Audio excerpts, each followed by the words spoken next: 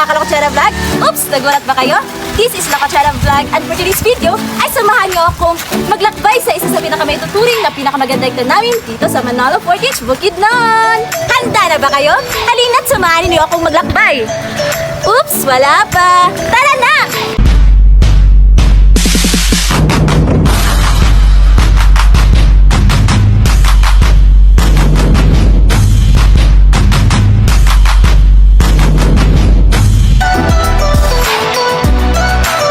Dahil nalayo pa ang ating lalakbayin, ay kinakailangang bibili muna tayo ng pagkain.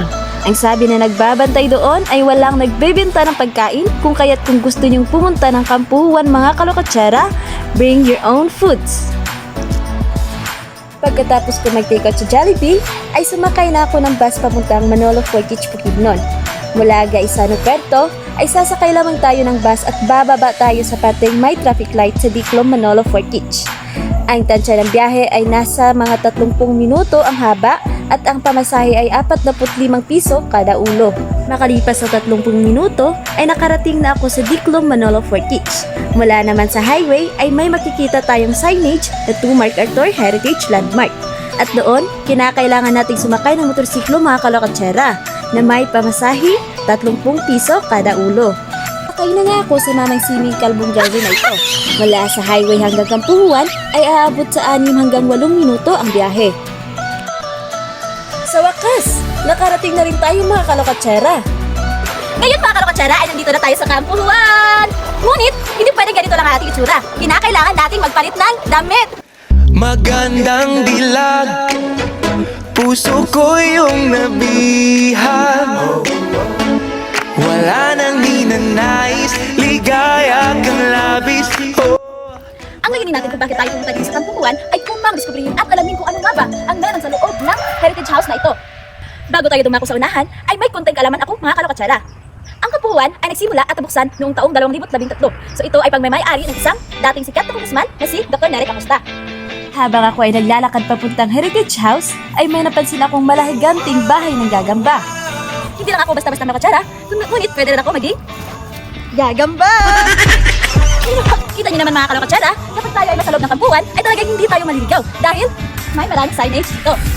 Sa loob ng kampuhan ay may hanging beach, eco, adventure, farm, and heritage house and resort. Pero mag-focus tayo sa heritage house. Sa labas ng heritage house mga Kalokotsara ay nakita akong kalasa. Sasakay tayo kahit walang kabayo. Tigrig.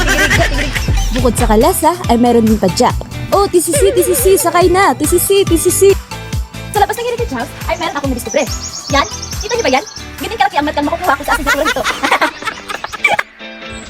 Ngayon mga Kalokotsara ay papasukin na natin ang heritage house. Isa sa matatagpuan natin sa loob ng kampuhan. At sa pagpasok pa lang natin mga Kalokotsara ay talagang nararamdaman na natin na tayo ay bumabalik sa nakaraan. Oh, tingnan niyo sa bandang itaas, may parok at hindi naman Pasko. Bago tayo magligalig ay kinakailangan muna nating magbayad. 100 bawat ulo. Oh, huwag kayong maingin mga Kalokotsara. May nakita ko muna. Tingnan na natin kung may ito. Oh, wala. At sa bandang dito mga Kalokotsara ay may nakita ako. Jeepney. No to jeepney, face out. Sa ating pagpasok, ito ang mga makalumang kagamitang bumungad sa atin. May mga malalaking banga at bisikleta. Dito mga Kalokotsara ay may makikita tayong mga malalaking paintings, ngunit hindi natin alam kung ano ang ibig sabihin nito. May mga malalaking paintings na may iba't ibang kahulugan. May napansin akong maliit na lampara, ngunit hindi naman ito umiilaw. May mga iba't ibang larawan sa picture frame na hindi ko naman mawari kung ano ang mga ito. Dear Charo, minsan talaga sa buhay ay kinakailangan nating magpursige para hindi tayo bumagsak sa isang subject. Oh, no. Nakakatakot! Tingnan mo naman Kalokotsara. Pero alam yung paborito nito. Ay nakakita tayo. Hubarin natin ang ating sapatos at dumako tayo sa ikalawang palapag.